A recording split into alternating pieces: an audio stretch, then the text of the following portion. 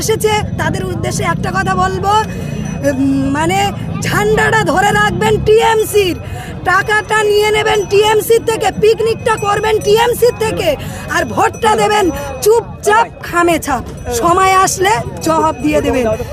কোনো মারাপিট না, কোনো দাঙ্গা না, আমরা কিচ্ছু করব না। আমরা গণতন্ত্র প্রক্রিয়ায় আমরা ভালোভাবে এসছি, মানে সমাজ পরিবর্তন করতে আমাদের একটাই উদ্দেশ্য থাকবে যে আমাদের সমাজ পরিবর্তন করতে হবে। আমরা এখানে নেতা হতে আসিনি, আমরা এখানে লুটতে আসিনি, আমরা এখানে তিহার জেলে যাওয়ার জন্য প্রস্তুত হয়ে আসিনি। আমরা এসছি জনগণের স্বার্থে, জনগণের সেবা করতে আর সমাজ পরিবর্তন করতে। আমাদের দুটো লক্ষ্য থাকবে, জনগণের সেবা করা, আর দ্বিতীয় লক্ষ্য থাকবে আমাদের মানে সমাজ পরিবর্তন। শাসকের বিরুদ্ধে আপনারা লড়াই করছেন, যেভাবে অত্যাচার নেমে এসেছে, লোকসভা ভোটকে সামনে রেখে